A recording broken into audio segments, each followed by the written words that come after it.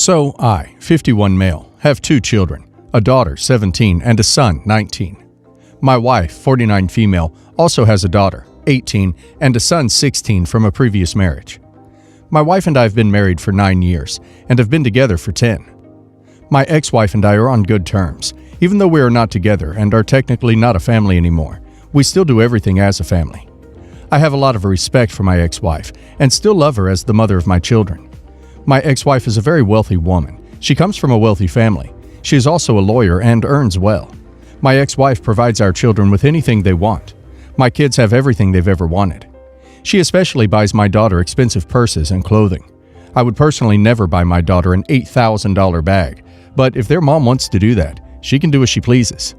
My daughter is turning 18 on August 23rd. She wants a new car for her birthday. It just so happens to be a Mercedes. I couldn't contribute half of the cost of the vehicle, but I contributed a third. My daughter knows she's getting a Mercedes for her birthday and told my stepdaughter about her birthday gift.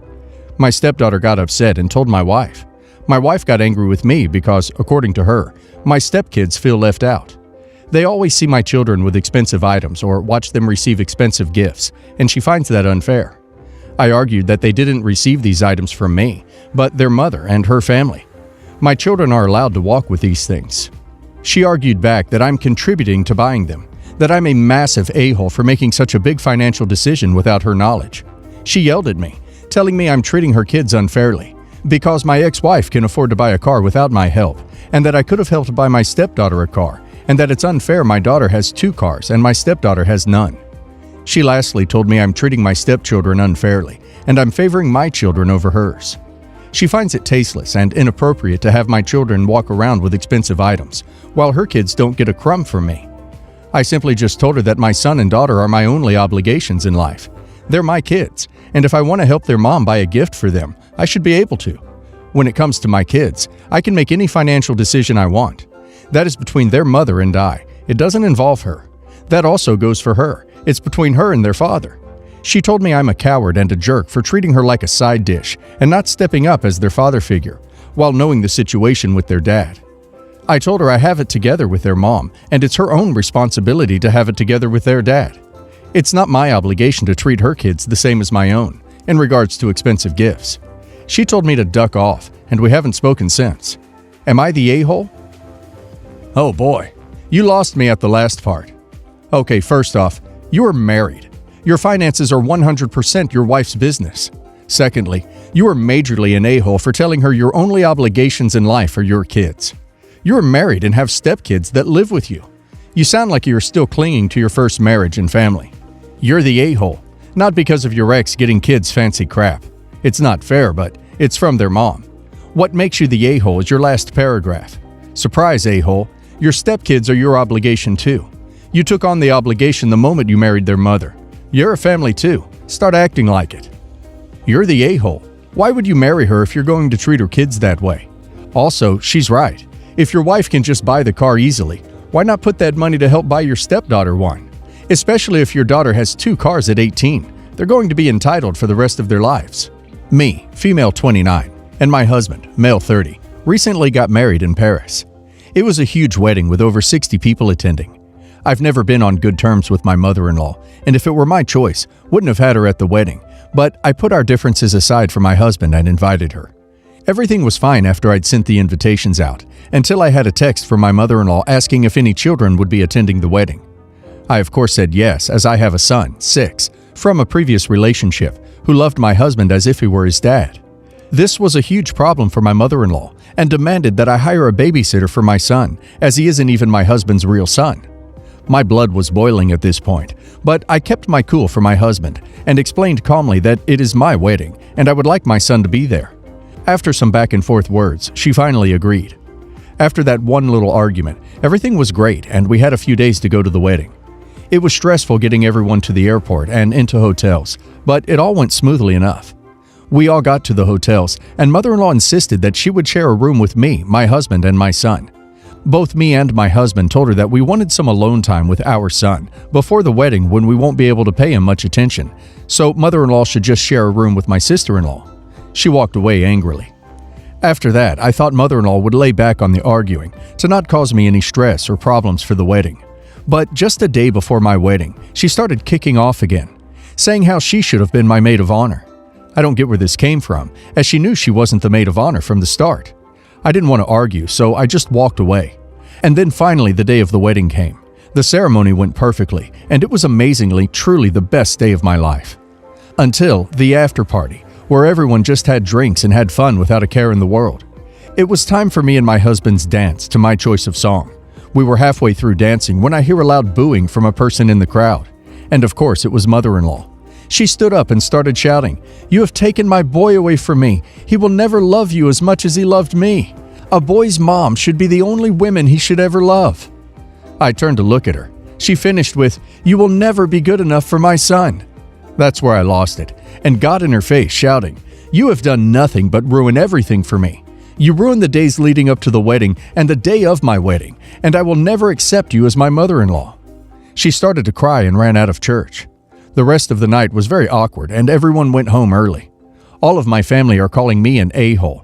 My sister-in-law and husband agree with me. So tell me, did I go too far? Not the a-hole. I can't say it loud enough. This woman is a nightmare. It sounds like she is single and her son has been the man in her life for a while. But to ruin your wedding with this nonsense must have been embarrassing for your husband. Your family clearly have no idea how toxic mother-in-law has been, and I'm happy to hear your husband is on your side. Not the a-hole. If your mother-in-law's own son and daughter are agreeing with you and supporting you rather than their mom, then your family have no right to call you an a-hole for how you responded to the scandal your mother-in-law caused. Your family are being a-holes for caring for the feelings of your mother-in-law, who has tried to mess things up for you repeatedly rather than support you, the actual victim.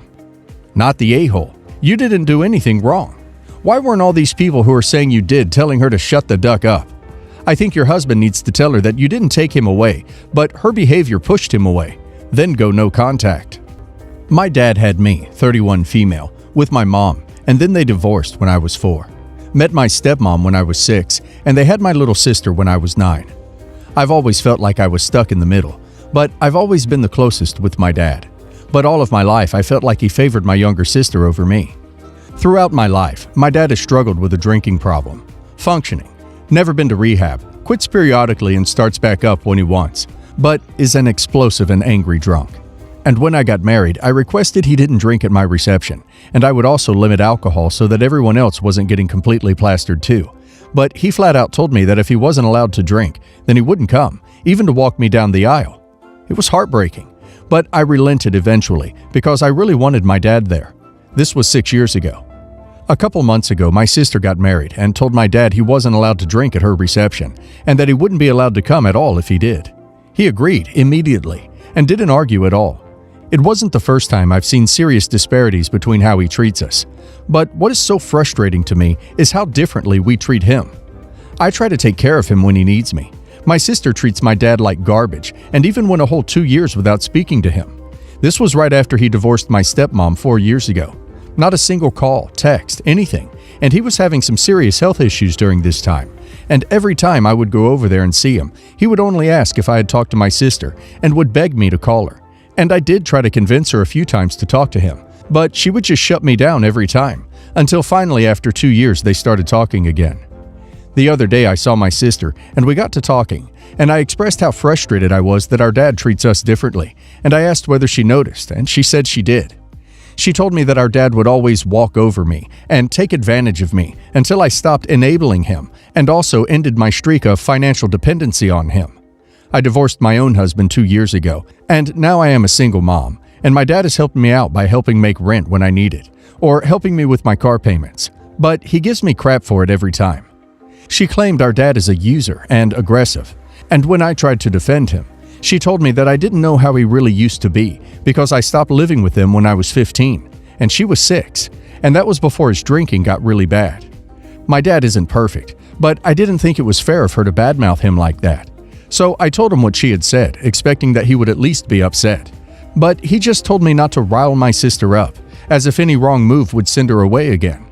I swear if that were me, he would have just tossed me aside. More context.